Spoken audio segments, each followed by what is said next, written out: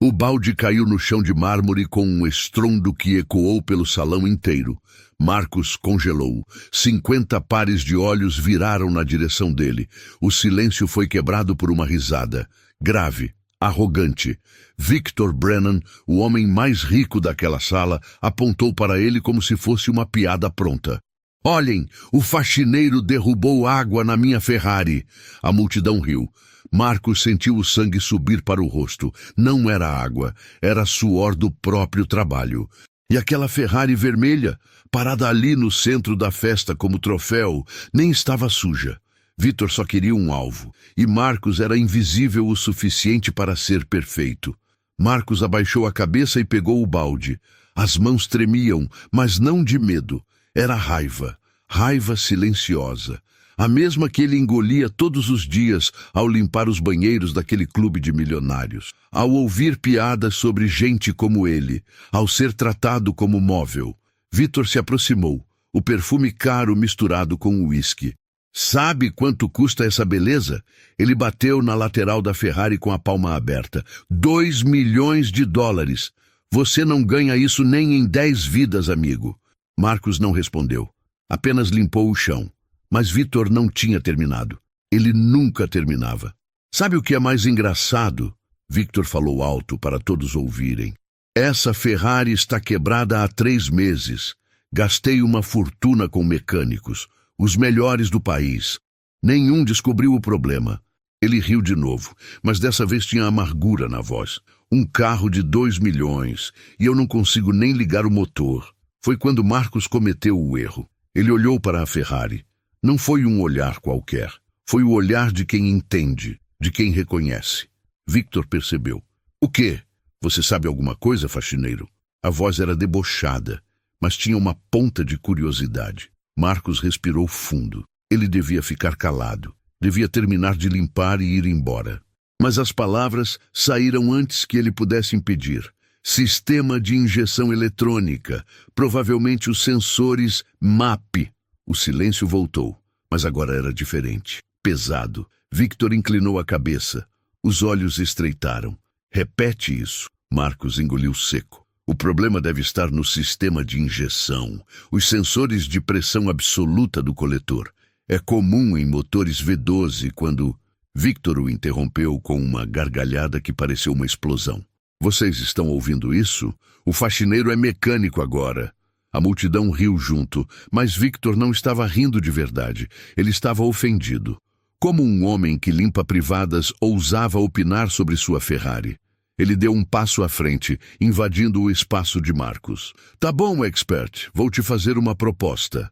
Ele abriu os braços, teatral. Se você conseguir consertar minha Ferrari, ela é sua. O salão explodiu em risadas e comentários. Ele ficou louco. Isso é humilhação pública. Coitado do cara. Marcos ficou parado, o balde ainda na mão. Victor continuou, saboreando cada palavra. Mas se você falhar, você paga pelos danos. E eu garanto que vou encontrar danos. Ele sorriu, um sorriso de tubarão.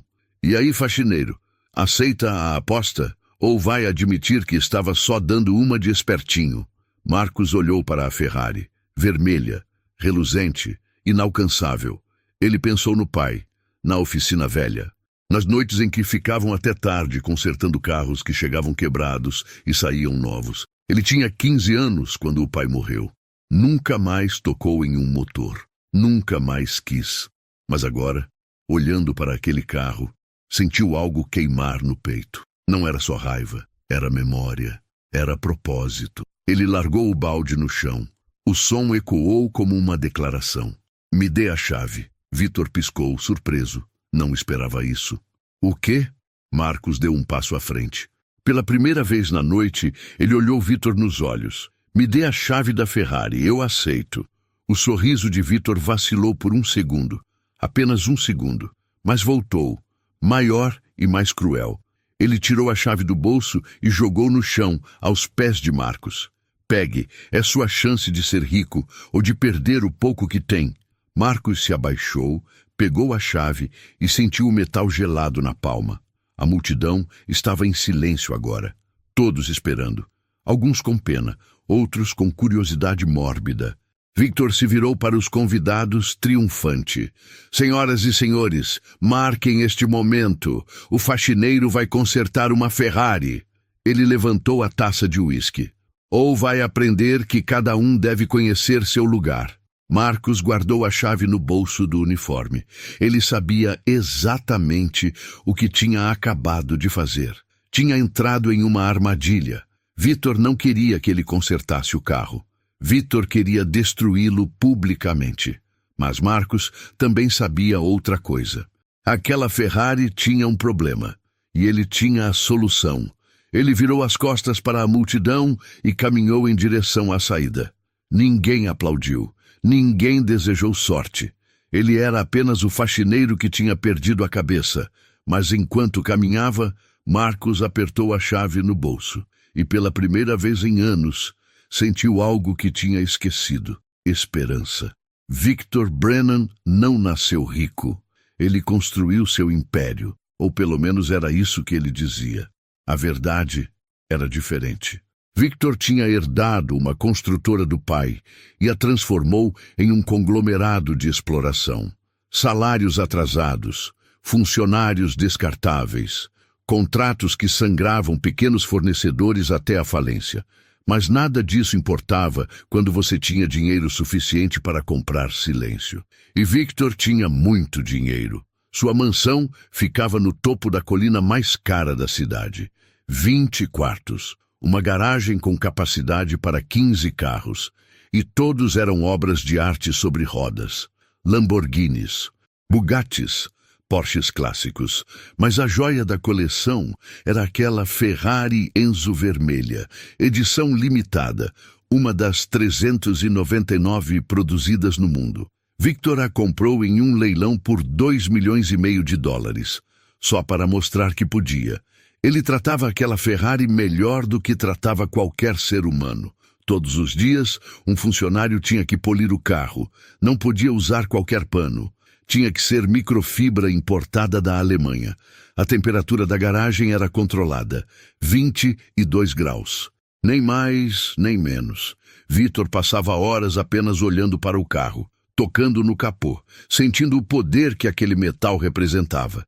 Mas 3 meses atrás, o impensável aconteceu. A Ferrari parou de ligar. Victor tentou dar a partida. Nada. Apenas um clique seco e silêncio. Ele chamou o mecânico pessoal, um italiano chamado Giuseppe, que cuidava de sua coleção há anos. Giuseppe passou 2 dias examinando cada centímetro do motor. Trocou peças. Testou sistemas. Nada funcionou. Senhor Brennan, eu não entendo. Tudo parece perfeito, mas o motor não responde. Victor despediu Giuseppe na mesma hora. Sem aviso prévio. Sem indenização. 15 anos de trabalho jogados no lixo porque ele não conseguiu resolver um problema.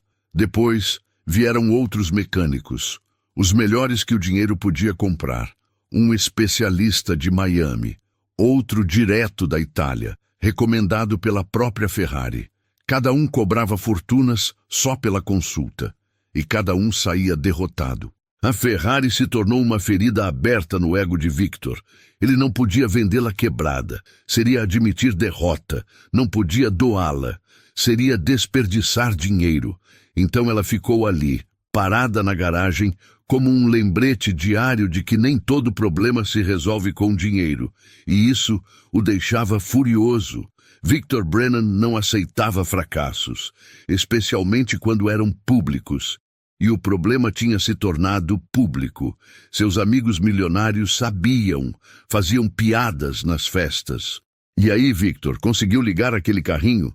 Ele ria junto, mas por dentro fervia. A Ferrari quebrada era mais que um carro parado. Era uma mancha em sua reputação. Uma prova de que ele não tinha controle total. E controle era tudo para Victor. Mas não era só com carros que Victor demonstrava quem ele era. Era com gente. Ele tratava funcionários como peças descartáveis. Maria, a cozinheira, trabalhou para ele por 10 anos. Quando ela pediu uma semana de folga para cuidar da mãe doente, Victor a demitiu. Aqui não é asilo. Ou trabalha ou sai.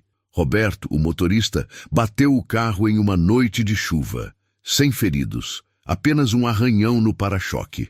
Victor o processou por danos e o fez pagar do próprio bolso.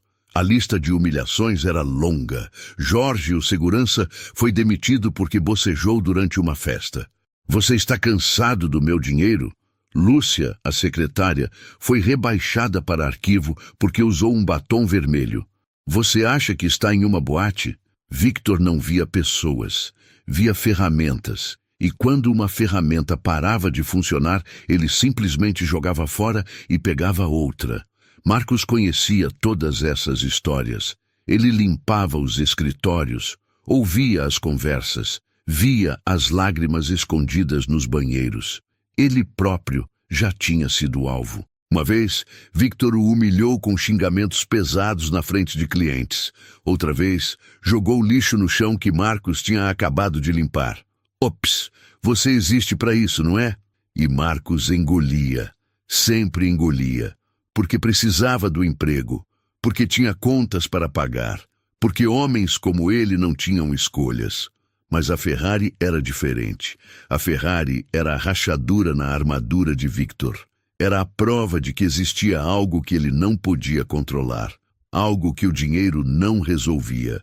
E quando Marcos disse que sabia o problema, quando ele aceitou a aposta, Victor viu uma oportunidade, não de consertar o carro, mas de esmagar mais uma pessoa publicamente, de provar que gente como Marcos deveria ficar no lugar dela, limpando, servindo, invisível. Victor voltou para casa naquela noite com um sorriso no rosto.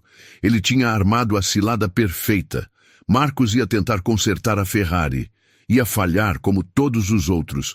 E então Victor ia destruí-lo. Ia fazer ele pagar por peças imaginárias. Ia espalhar a história. Ia garantir que Marcos nunca mais conseguisse emprego em lugar nenhum. Seria a humilhação definitiva. E Victor adorava humilhar. Ele entrou na garagem, olhou para a Ferrari parada e bateu no capô com carinho. Logo você vai me dar uma grande vitória, linda. Ele não sabia que tinha acabado de cometer o maior erro da sua vida, porque Marcos não era como os outros. Marcos tinha algo que nenhum mecânico caro tinha. Ele tinha memória, ele tinha raiva, e ele tinha um segredo que Victor estava prestes a descobrir da pior forma possível. Marcos não dormiu naquela noite. Ele ficou sentado na cozinha do apartamento minúsculo, a chave da Ferrari na mesa à sua frente. A luz da geladeira velha piscava. O relógio na parede marcava 3 da manhã. Ele olhava para aquela chave como se fosse uma bomba prestes a explodir, porque era exatamente isso. Victor tinha lhe dado uma arma, e Marcos tinha aceitado segurá-la. Seu celular tocou. Era Dona Célia, a cozinheira do clube. Marcos, pelo amor de Deus, o que você fez? A voz dela tremia. Todo mundo está falando. Victor está dizendo que vai te processar quando você falhar. Ele já está calculando os danos. Desiste dessa loucura. Marcos respirou fundo. Eu não posso, Dona Célia. Ela suspirou do outro lado da linha. Então, você é mais burro do que eu pensava.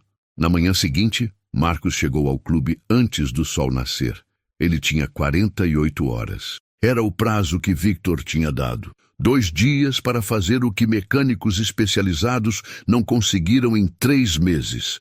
Marcos sabia que era impossível, mas havia algo que os outros mecânicos não tinham. Eles procuravam problemas complexos, porque carros caros têm problemas caros. Mas o pai de Marcos sempre dizia uma coisa. Às vezes, o problema mais simples é o que ninguém vê. Ele entrou na garagem. A Ferrari estava lá, reluzente sob as luzes. Marcos se aproximou devagar, como quem se aproxima de um animal selvagem. Ele tocou no capô, frio, perfeito. Ele abriu a porta do motorista e sentou no banco de couro. O cheiro era inebriante, novo, caro, inalcançável. Ele colocou a chave na ignição e girou. Clique. Silêncio. Nada mais. Marcos fechou os olhos e voltou no tempo. Ele tinha 13 anos. Estava na oficina do pai. Um Mercedes tinha chegado com o mesmo problema. Ligava a ignição, mas o motor não respondia. Todos achavam que era a bomba de combustível. O pai passou a mão na cabeça de Marcos e disse: "Filho, antes de olhar o complicado, olhe o óbvio." Eles checaram os fusíveis. Um deles estava queimado. Substituíram. O carro ligou na primeira tentativa. Marcos abriu os olhos. Fusíveis. Seria possível? Em uma Ferrari de $2 milhões? Ele saiu do carro e foi até a frente. Abriu o capô com cuidado. O motor V12 estava ali. Uma obra-prima de engenharia. Reluzente. Imaculado. Marcos começou a procurar a caixa de fusíveis principal. Levou 15 minutos até encontrá-la, escondida atrás do compartimento do sistema de injeção. Ele abriu a tampa. Havia 17 fusíveis. Todos pareciam intactos. Marcos pegou cada um e inspecionou contra a luz. No 13º ele viu uma rachadura minúscula no filamento interno, quase invisível, tão pequena que só seria perceptível sob análise detalhada. Aquele fusível controlava o sistema de ignição eletrônica. Sem ele, o motor não recebia o sinal para ligar. O coração de Marcos acelerou. Era isso. O problema estava ali. Um fusível de $5 em um carro de 2 milhões. Mas ele não podia simplesmente trocar e pronto. Precisava entender por que o fusível tinha queimado. Fusíveis não queimam sozinhos. Existe sempre uma causa, uma sobrecarga, um curto-circuito. Se ele trocasse sem descobrir a origem, o novo fusível queimaria também. Marcos passou as próximas 6 horas rastreando o sistema elétrico. Ele seguiu cada fio, cada conexão, e então encontrou. Um dos cabos do alternador estava mal encapado. Provavelmente um defeito de fábrica. Mínimo, imperceptível, mas suficiente para criar uma variação de voltagem que, ao longo do tempo, sobrecarregou o fusível. Era um problema tão específico, tão escondido, que nenhum diagnóstico padrão conseguiria detectar. Ele precisava de peças, mas não podia sair dali.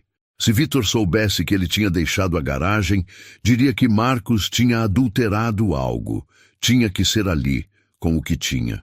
Marcos olhou ao redor. Havia uma caixa de ferramentas no canto. Ferramentas de polimento, nada de mecânica. Mas tinha fita isolante. Marcos pegou o cabo defeituoso e o isolou com cuidado cirúrgico. Não era a solução perfeita, mas funcionaria. Agora, o fusível. Marcos não tinha um fusível novo e não podia usar um genérico. Tinha que ser exatamente a especificação original. 10 amperes, cerâmico, específico para sistemas eletrônicos de alta performance. Ele olhou ao redor, desesperado, e então teve uma ideia.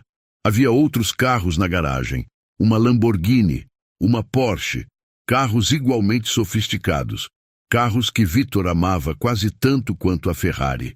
Marcos foi até a Lamborghini, abriu o capô, procurou a caixa de fusíveis. Encontrou um fusível idêntico, 10 amperes, cerâmico, perfeito. Ele hesitou. Se tirasse aquele fusível, a Lamborghini não ligaria. Victor saberia. Mas Marcos não tinha escolha. Ele removeu o fusível com cuidado e voltou para a Ferrari. Colocou no lugar do queimado. Fechou a caixa, fechou o capó. Marcos entrou no carro. Colocou a chave na ignição. Sua mão tremia. Ele pensou no pai. Pai, se você está em algum lugar, me ajuda agora. Ele girou a chave. Por um segundo nada aconteceu. Apenas silêncio. Marcos sentiu o estômago afundar. Tinha falhado. Victor estava certo. Ele era apenas um faxineiro que... O motor rugiu. Um rugido grave, poderoso, perfeito. As luzes do painel acenderam. O velocímetro subiu. A Ferrari estava viva. Marcos não conseguiu se mexer. Ele apenas ficou ali, sentado, ouvindo aquele som impossível. Tinha funcionado. Ele tinha consertado uma Ferrari. Um faxineiro tinha feito o que mecânicos de elite não conseguiram. Mas a vitória durou apenas um momento. A porta da garagem se abriu com violência. Vitor entrou como uma tempestade. Ele não estava sozinho. Tinha trazido testemunhas. 5 amigos milionários. todos com sorrisos de quem veio ver um desastre. Então, faxineiro, Victor gritou por cima do som do motor. Conseguiu ligar ou só está fazendo barulho? Marcos desligou o motor, saiu do carro e olhou Victor nos olhos. Está consertada. O silêncio que se seguiu foi absoluto. Victor piscou. O quê? Marcos deu um passo à frente. A Ferrari está consertada. O problema era um fusível queimado e um cabo defeituoso no alternador. Troquei o fusível e isolei o cabo. Pode ligar quantas vezes quiser, vai funcionar. As testemunhas se entreolharam. Victor ficou pálido. Não era possível. Não podia ser tão simples. Ele avançou até o carro, empurrou Marcos para o lado e entrou. Girou a chave com força. O motor rugiu novamente. Victor acelerou. O som ecoou pela garagem como um trovão. Ele desligou, ligou de novo. Funcionou perfeitamente. Ele saiu do carro, o rosto vermelho. Não era raiva, era humilhação. Um faxineiro tinha resolvido em um dia o que seus mecânicos caros não resolveram em 3 meses. Você tirou uma peça de outro carro, Victor gritou, procurando uma saída. Isso é trapaça! Marcos balançou a cabeça. Você disse para consertar a Ferrari. Consertei. Não disse como. Um dos amigos de Victor riu. Ele tem razão, Victor. A aposta era clara. Se ele consertasse, a Ferrari seria dele. Victor se virou, furioso. Cala a boca, Richard. Mas era tarde demais. As testemunhas tinham visto, tinham ouvido. Victor Brennan tinha feito uma aposta pública e tinha perdido para um faxineiro. Marcos ficou parado, esperando. Parte dele não acreditava que tinha chegado até ali. A outra parte sabia que o pior ainda estava por vir. Porque homens como Victor não aceitam derrotas. Eles não cumprem acordos. Eles destroem quem os envergonha. Victor se aproximou, a voz baixa e perigosa. Você não sabe o que acabou de fazer. Marcos não recuou. Pela primeira vez na vida, ele não recuou. Eu sei exatamente o que fiz. Ganhei uma Ferrari. Victor sorriu, mas não era um sorriso de quem perdeu. Era um sorriso de quem está prestes a atacar. Você acha que vai sair daqui com o meu carro? Você não tem ideia de quem eu sou. Marcos sentiu o perigo, mas não podia voltar atrás agora. Ele tinha consertado a Ferrari, tinha vencido, e pela primeira vez em anos não se sentia invisível. Ele se sentia vivo. Victor não entregou a chave. Óbvio que não entregaria. Ele ficou ali parado, segurando a chave da Ferrari contra o peito como se fosse um troféu de guerra. Os amigos dele começaram a murmurar. Victor, você fez a aposta. Todo mundo viu. Você tem que cumprir. Mas Victor apenas sorriu aquele sorriso de serpente e disse, tem razão, eu vou cumprir, mas antes preciso de um documento. Marcos sentiu o estômago revirar. Documento? Claro, Victor ia enterrá-lo em burocracia. Que tipo de documento? Victor começou a andar em círculos ao redor da Ferrari, como um predador. Um laudo técnico, assinado por um mecânico certificado, comprovando que o carro foi consertado sem danos. Afinal, você mexeu no meu carro de $2 milhões. Era uma armadilha perfeita. Marcos não era mecânico certificado, e Victor controlaria quem faria o laudo. Richard, um dos amigos de Victor, balançou a cabeça. Isso não estava na aposta original. Victor se virou com olhos de gelo. Você quer questionar minha decisão? Na minha propriedade? Richard recuou. Todos recuaram. Victor se virou para Marcos. Amanhã, meio-dia, aqui. Naquela noite, Marcos voltou ao clube. Entrou pela porta dos fundos. A garagem estava trancada, mas ele tinha as chaves mestras. Ele tirou fotos de cada detalhe da Ferrari. O motor, a caixa de fusíveis, tudo. Depois, pegou fita adesiva transparente e colou nos pneus, na porta do capô. Se alguém mexesse, a fita se romperia. Era uma tática que o pai usava. Marcos estava prestes a sair quando ouviu vozes. Ele se escondeu atrás de uma Bentley. Era Victor com um homem de uniforme de mecânico. Marcos reconheceu o logo. Mecânica Rossi, uma das mais caras da cidade. Você tem certeza que consegue fazer isso sem deixar marcas? Victor perguntou. O mecânico assentiu. Tranquilo, vou desconectar o sensor de oxigênio. O carro vai ligar, mas vai falhar depois. Vai parecer que o conserto foi mal feito. Marcos pegou o celular e começou a gravar. Sem flash, apenas áudio e imagem. O mecânico abriu o capô e trabalhou rapidamente. Pronto, amanhã o carro vai falhar e a culpa cai no faxineiro.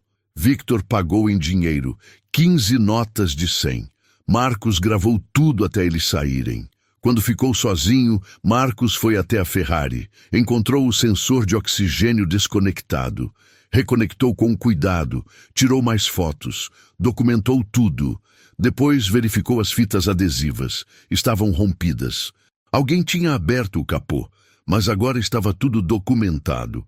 Marcos passou a noite editando o vídeo, limpando o áudio, aumentando o brilho, tornando as vozes mais claras. Às 6 da manhã mandou cópias para 3 pessoas, Dona Célia, seu primo advogado, e um e-mail anônimo como backup. Depois se preparou, roupa limpa, calça jeans, camisa branca. Hoje ele não ia como faxineiro. Ao meio-dia, a garagem estava cheia. Victor, os mesmos amigos, e um homem de terno cinza com prancheta, o perito. Marcos foi direto até ele. Meu nome é Marcos. Fui eu quem consertou a Ferrari. O perito apertou sua mão. Dr. Henrique Novaes, engenheiro mecânico certificado. Vou avaliar o conserto. Dr. Novaes abriu o capô, conectou um laptop ao sistema de diagnóstico. As testemunhas assistiam em silêncio. Marcos ficou de braços cruzados, esperando. O perito franziu a testa. Desconectou. Conectou de novo. Olhou para Victor confuso. Sr. Brennan, o carro está perfeito. O conserto foi impecável. Victor ficou branco. Como assim perfeito? Verifica de novo. O perito verificou 3 vezes. Todos os sistemas funcionando. Quem fez esse conserto sabe exatamente o que está fazendo. Marcos deu um passo à frente. Então o laudo é positivo? Dr. Novaes assentiu e começou a assinar o documento. Victor explodiu. Um faxineiro consertou o que mecânicos certificados não conseguiram? O perito olhou para Marcos com respeito. Não sei sua profissão, mas sei que é um excelente mecânico. Victor estava encurralado. Não tinha mais saídas, exceto uma. Tudo bem, você venceu. Ele pegou a chave do bolso. Só tem um detalhe. Você vai precisar pagar os impostos de transferência. IPVA atrasado, seguro, multas. Ele fez uma pausa. São 150 mil reais. Marcos sentiu o chão sumir. Ele não tinha esse dinheiro. Victor sabia disso. Tinha planejado isso. Victor estendeu a chave. Então, ainda quer o carro? As testemunhas ficaram em silêncio. Era o golpe final. Mas Marcos não recuou. Pegou a chave da mão de Victor. Eu aceito. Victor piscou. Você tem o dinheiro? Marcos sorriu pela primeira vez. Não preciso ter, porque essa Ferrari nunca foi legalmente sua. Ele tirou o celular do bolso e apertou play. A voz de Victor encheu a garagem. Você tem certeza que consegue fazer isso sem deixar marcas? O silêncio foi ensurdecedor. Victor ficou petrificado. Na tela, o vídeo mostrava tudo. A sabotagem, o suborno, a confissão. As testemunhas se afastaram dele como se estivesse radioativo. Marcos parou o vídeo. Eu tenho mais, muito mais. E se você não me der essa Ferrari agora, sem custos, sem taxas, sem nada, eu vou usar isso como prova em um processo criminal por sabotagem e tentativa de fraude. Meu advogado já está preparando tudo. Victor estava destruído. Não havia saída. Marcos tinha virado o jogo. E agora, o rei estava nu diante de todos. A garagem estava tão silenciosa que dava para ouvir a respiração de cada pessoa ali. Victor olhava para o celular de Marcos como se fosse uma arma apontada para sua cabeça, porque era exatamente isso. O vídeo continuava rodando. A voz do mecânico contratado ecoava. O carro vai ligar, mas vai falhar depois. Vai parecer que o conserto foi mal feito. E então a risada de Victor. Aquela risada arrogante que agora soava como uma confissão de culpa. Isso é... Isso é montagem, Victor gaguejou, mas sua voz não tinha força. Ele olhou para as testemunhas procurando apoio. Ninguém se moveu. Richard, que estava na frente, deu um passo para trás. Victor, isso é sua voz, claramente. Outro amigo balançou a cabeça, enojado. Você sabotou seu próprio carro para incriminar um inocente? Victor abriu a boca, mas não saiu som. Pela primeira vez na vida, ele não tinha resposta. Marcus desligou o vídeo e guardou o celular. Eu tenho cópias, em 3 lugares diferentes. Se algo acontecer comigo, se eu sumir, se eu sofrer um acidente, tudo vai a público. Ele deu um passo em direção a Victor.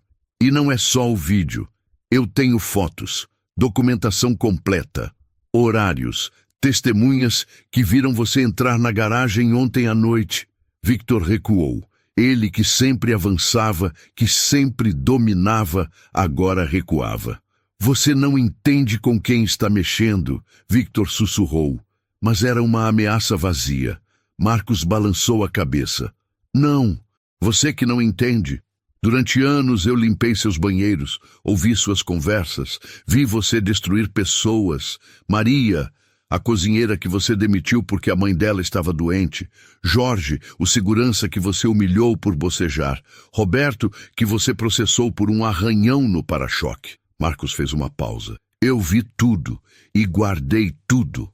As testemunhas se entreolharam, algumas com culpa, porque elas também tinham visto, tinham presenciado as humilhações e não fizeram nada.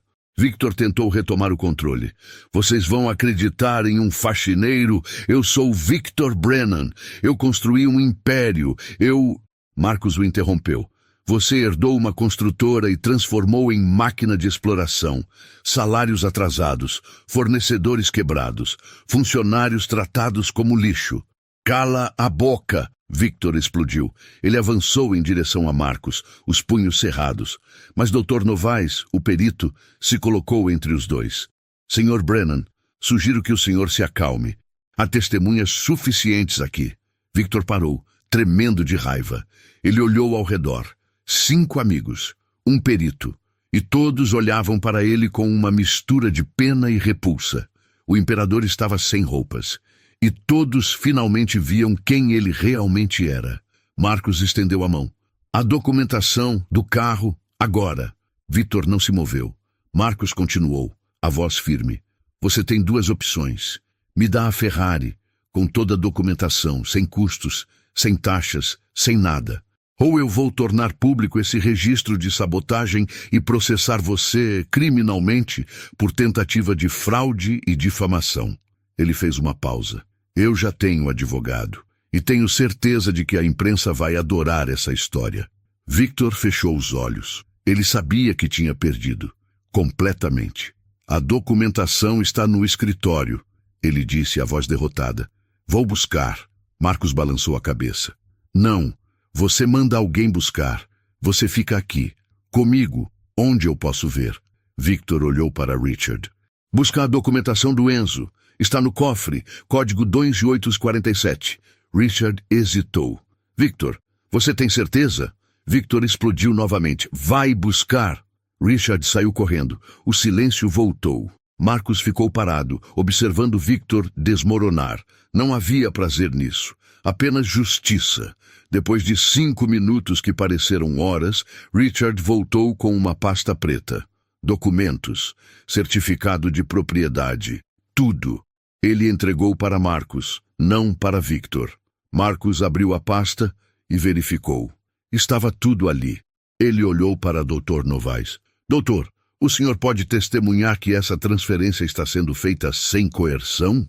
O perito piscou, confuso. Mas houve coerção. O vídeo... Marcus o interrompeu. O vídeo prova que Victor tentou me incriminar falsamente. Eu estou apenas pedindo o que me foi prometido publicamente, em uma aposta legítima, que eu ganhei. Ele olhou para as testemunhas. Todos aqui viram. A aposta foi clara. Se eu consertasse a Ferrari, ela seria minha. Eu consertei. O laudo do senhor confirma, correto? Dr. Novaes assentiu lentamente. Sim, o conserto foi perfeito. Marcos se virou para Victor. Então não há coerção, apenas cumprimento de um acordo que o senhor tentou sabotar criminalmente. Victor não respondeu. Ele estava quebrado. Marcos pegou uma caneta da pasta. Assine a transferência. Agora. Victor pegou a caneta com mãos trêmulas. Ele olhou para o documento, para a Ferrari, para Marcos. Você não sabe o que está fazendo. Um homem como você não consegue manter um carro assim. Marcos sorriu, mas não era um sorriso de vitória, era um sorriso de quem finalmente entendeu algo. Você tem razão. Eu não quero manter um carro assim. Victor franziu a testa, confuso. Então por que... Marcos o interrompeu. Porque não é sobre o carro. Nunca foi. É sobre você aprender que pessoas não são descartáveis, que dinheiro não compra dignidade e que subestimar alguém pode ser seu maior erro. Victor assinou o documento com um rabisco violento. Jogou a caneta na mesa. Pronto. Está feliz? Marcos pegou os documentos e os guardou na pasta. Não. Feliz seria se você nunca tivesse humilhado ninguém. Feliz seria se Maria ainda tivesse seu emprego, se Jorge não tivesse sido destruído, se Roberto não tivesse perdido suas economias. Ele olhou nos olhos de Victor. Mas justiça? E isso eu consegui. Marcos se virou para sair, mas antes olhou para as testemunhas. Vocês todos viram o que aconteceu aqui.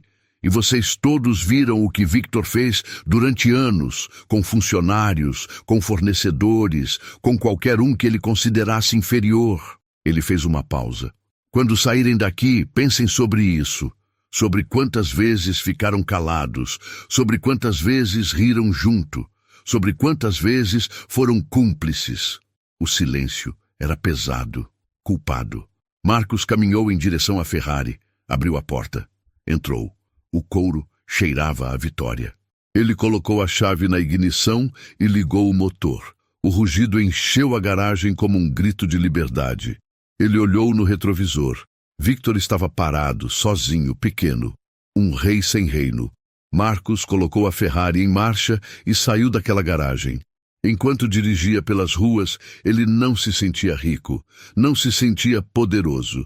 Ele se sentia livre, livre do peso de ser invisível, livre da humilhação diária, livre de aceitar que seu lugar era sempre embaixo. Ele pegou o celular e ligou para Dona Célia. Dona Célia, é o Marcos. A voz dela estava ansiosa. Marcos, o que aconteceu? Ele sorriu. Aconteceu que eu dirigi uma Ferrari para fora da casa do Victor Brennan.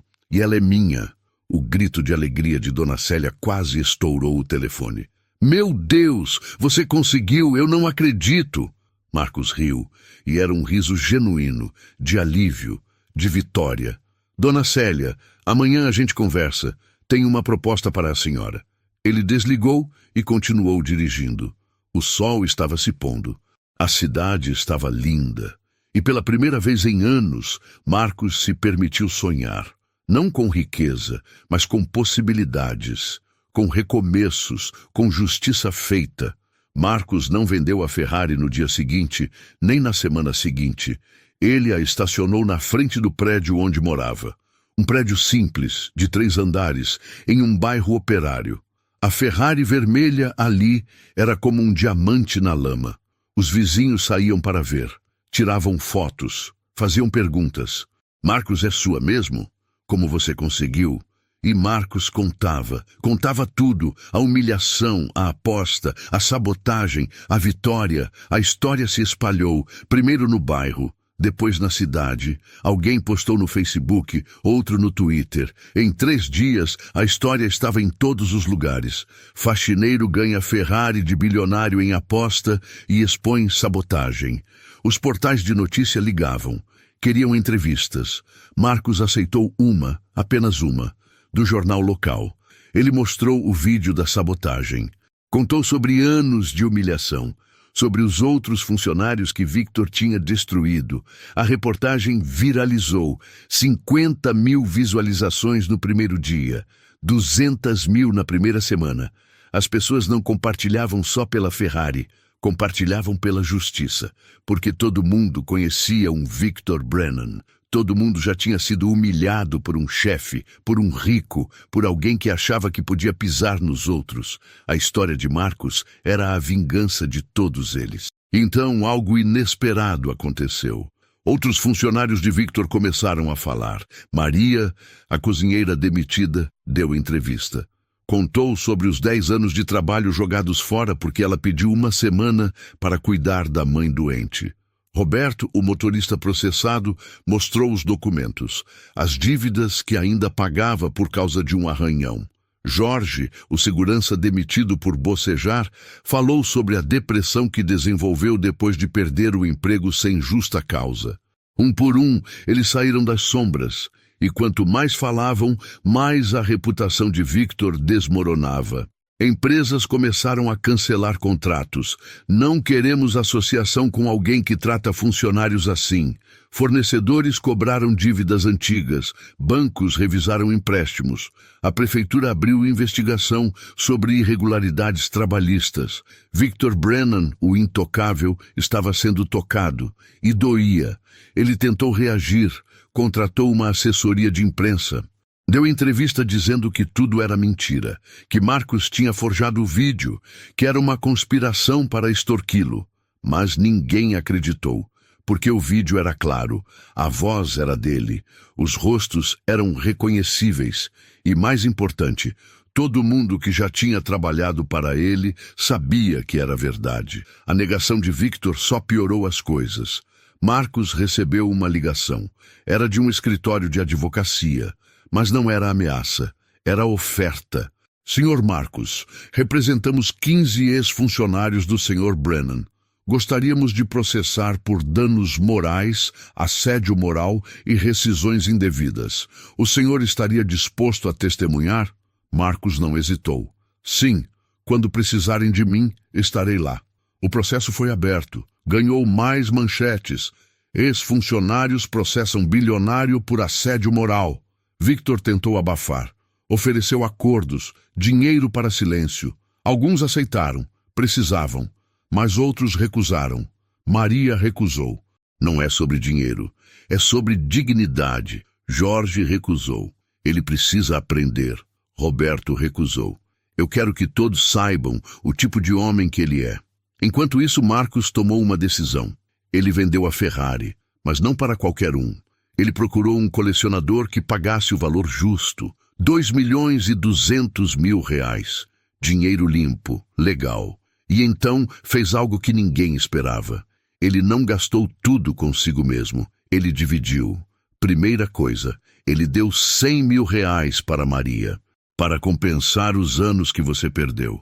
Maria chorou tanto que não conseguiu nem agradecer direito. 50.000 para Roberto, para pagar suas dívidas. Roberto abraçou Marcos e não quis soltar. 50.000 para Jorge, para recomeçar. Jorge beijou a testa de Marcos como se ele fosse um filho. Depois, Marcos fez algo maior. Ele pegou 500.000 reais e abriu uma oficina. Não uma oficina qualquer. Uma oficina que contratava pessoas como ele. Pessoas que tinham sido invisíveis. Faxineiros que sabiam mecânica, seguranças que entendiam de elétrica, cozinheiras que tinham habilidades escondidas. Ele deu a elas uma chance, a mesma chance que ninguém deu para ele. A oficina se chamava Segundo Tempo, porque todo mundo merece um segundo tempo. A primeira funcionária foi Dona Célia. Dona Célia, a senhora vai ser minha gerente administrativa. Ela piscou, confusa. Mas Marcos, eu sou cozinheira. Marcos sorriu. A senhora organizou uma cozinha profissional por 10 anos. Organizou cardápios, gerenciou estoque, lidou com fornecedores. Isso é administração. Eu confio na senhora. Em 3 meses a oficina estava funcionando. Pequena, mas honesta. Os preços eram justos, o atendimento era humano e as pessoas vinham. Não só pelos serviços, vinham porque sabiam a história, porque queriam apoiar, porque acreditavam que negócios podiam ser diferentes, podiam ser éticos, podiam tratar pessoas com dignidade. Victor viu tudo isso de longe, de sua mansão cada vez mais vazia. porque seus amigos pararam de ligar, seus sócios se afastaram, sua reputação estava destruída.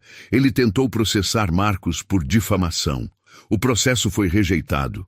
Não há difamação quando há provas. Ele tentou subornar juízes. Foi exposto novamente. Cada movimento dele só cavava o buraco mais fundo.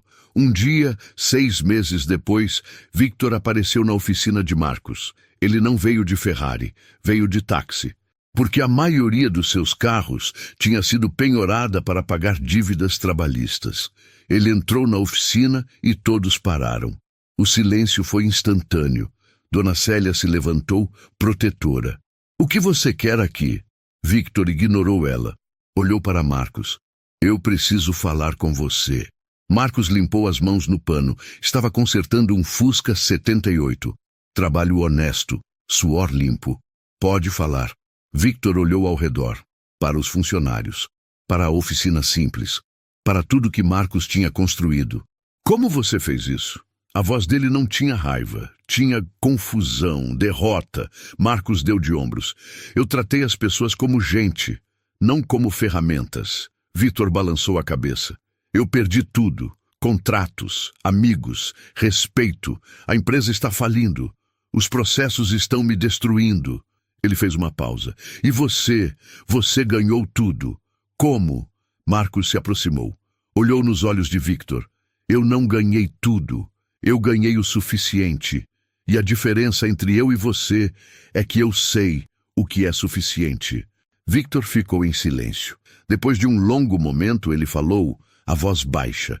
"Eu vim aqui para, eu não sei, pedir desculpas? Não, isso seria mentira.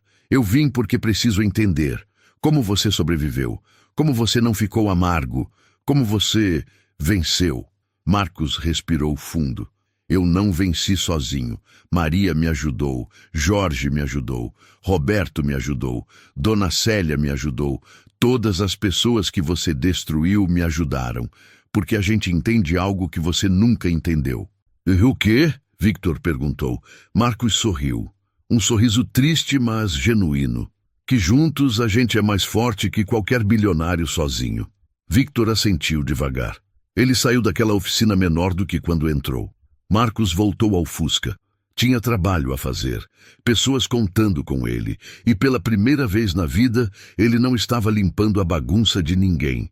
Ele estava construindo algo limpo, algo justo, algo que fazia sentido. 2 anos depois, a oficina Segundo Tempo não era mais pequena. Marcos tinha alugado o galpão ao lado. Agora eram 15 funcionários, todos com histórias parecidas.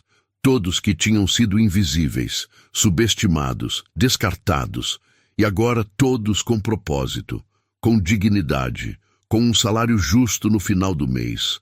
A oficina tinha fila de espera, não porque eram os mais baratos, não eram, mas porque eram honestos.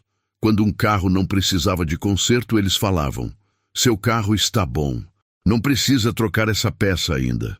Isso era raro, e as pessoas valorizavam. Clientes indicavam para amigos, amigos indicavam para a família. A reputação da oficina crescia não por propaganda, mas por confiança.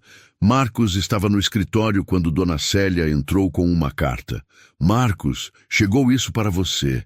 Ela tinha um sorriso estranho no rosto. Marcos abriu o envelope. Era de um escritório de advocacia. Seu coração acelerou. Mais problemas? Mas quando leu, não era ameaça, era notícia. "Informamos que o processo movido contra Victor Brennan Construções foi concluído.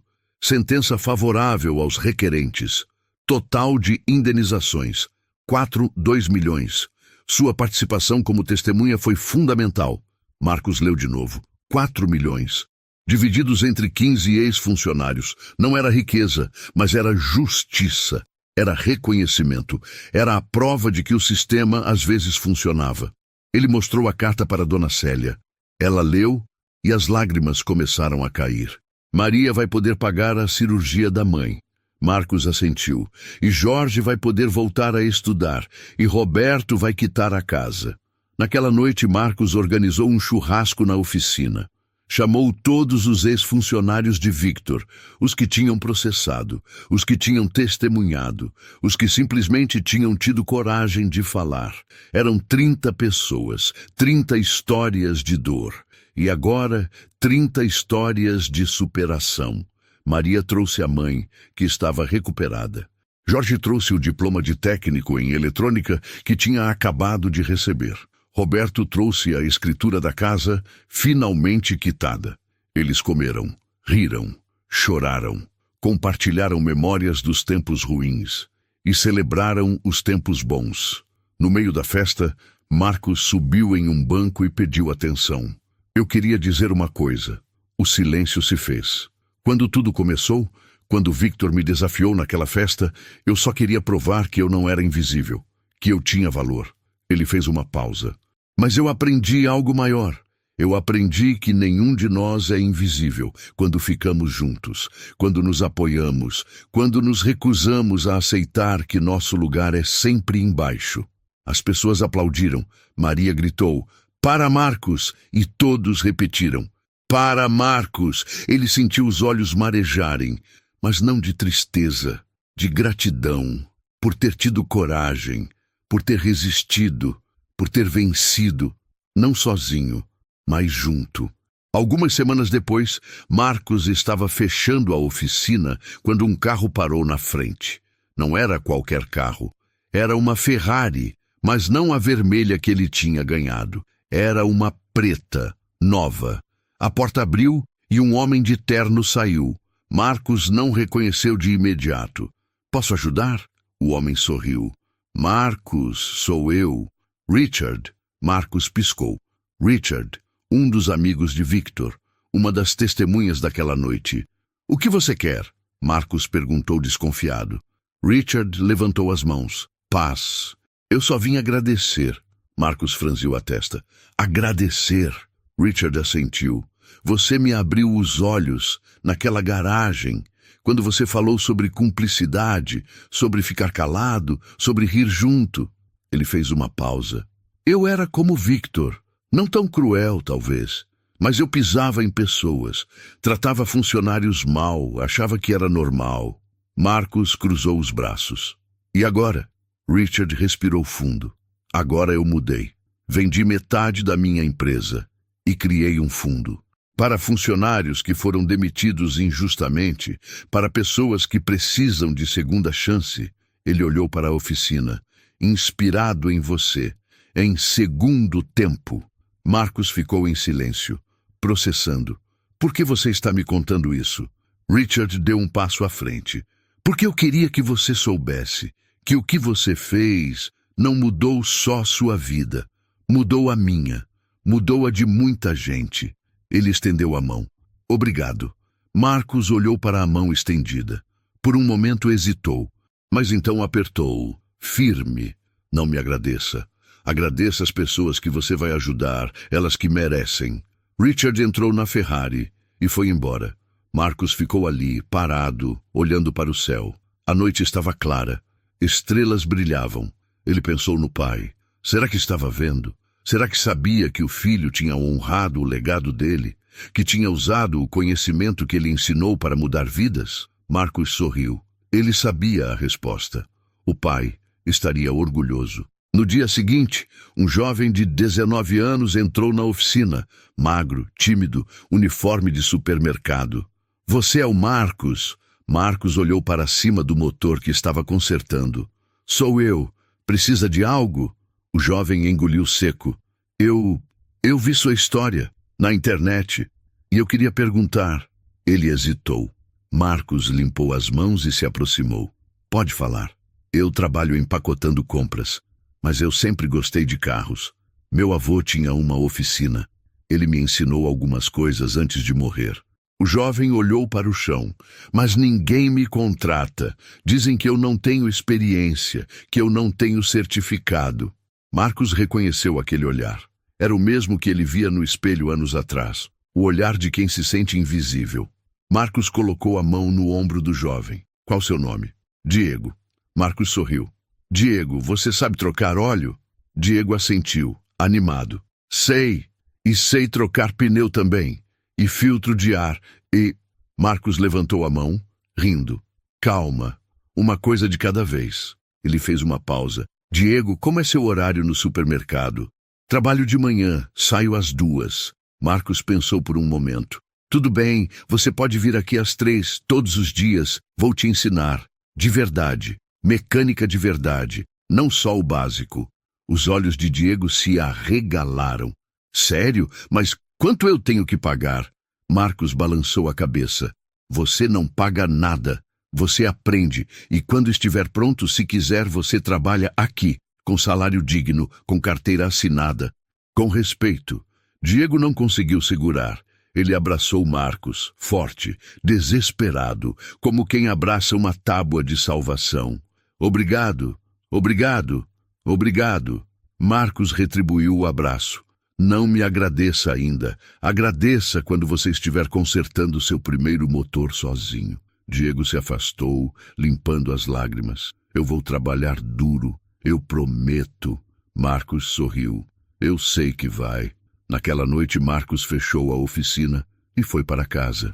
O apartamento não era mais o minúsculo de antes. Ele tinha se mudado. Nada luxuoso, mas confortável. 2 quartos. Uma sala com espaço para receber amigos. Uma cozinha onde ele podia cozinhar de verdade. Ele tomou banho, fez um café e sentou no sofá. Ligou a TV. As notícias falavam sobre economia, sobre política, sobre o mundo girando. E então uma notícia chamou sua atenção. Empresário Victor Brennan anuncia falência de seu conglomerado após anos de processos trabalhistas. A imagem mostrava Victor saindo de um tribunal. Ele estava diferente, mais magro, mais velho, mais humano. A repórter continuou. Brennan declarou que está reavaliando suas escolhas de vida e planeja trabalhar em projetos sociais para reparar os danos causados. Marcos desligou a TV. Ele não sentia alegria com a queda de Victor, não sentia raiva, sentia nada, porque Victor não importava mais. Aquele capítulo tinha acabado. O que importava agora era Diego, era Dona Célia, era Maria, Jorge, Roberto. Era cada pessoa que ele podia ajudar, cada vida que ele podia tocar, cada segundo tempo que ele podia oferecer. Ele pegou uma foto emoldurada na estante. Era ele e o pai na oficina velha. Marcos tinha 10 anos. Estava segurando uma chave inglesa, sorrindo. O pai estava atrás, com a mão no ombro dele, protetor, orgulhoso. Marcos passou o dedo pela foto. Pai, eu consegui. Não do jeito que você imaginou, mas consegui. Obrigado por me ensinar que mecânica não é só sobre carros, é sobre pessoas, sobre conserto, sobre dar às coisas uma segunda chance de funcionar. Ele colocou a foto de volta, foi para o quarto, deitou e pela primeira vez em anos dormiu sem ansiedade, sem medo, sem raiva. Dormiu com paz. Porque ele tinha feito mais que ganhar uma Ferrari. Ele tinha recuperado sua humanidade. Tinha provado que dignidade não se compra, não se vende, não se tira. Dignidade se conquista, todos os dias, com trabalho honesto, com caráter, com a coragem de não aceitar ser invisível. E quando o sol nasceu no dia seguinte, Marcos acordou cedo, tomou café, vestiu o uniforme da oficina. E foi trabalhar, porque tinha motores para consertar, pessoas para ensinar, vidas para mudar. Ele não era mais um faxineiro, não era mais invisível. Ele era Marcos, dono da oficina segundo tempo, pai de uma segunda chance para quem precisava. E isso, ele descobriu, valia mais do que 1000 Ferraris. Se essa história te lembrou que dignidade não se compra e que a virada vem quando a gente se recusa a aceitar o nosso lugar, faz o seguinte, deixa o like agora e comenta aqui embaixo. Isso mostra que você acredita em justiça prática, não de discurso. Cada like empurra esse vídeo para quem precisa de coragem hoje. E cada comentário vira combustível para trazer mais histórias que levantam a cabeça e calam os Victors da vida. Se chegou até aqui, escreve: Não sou invisível.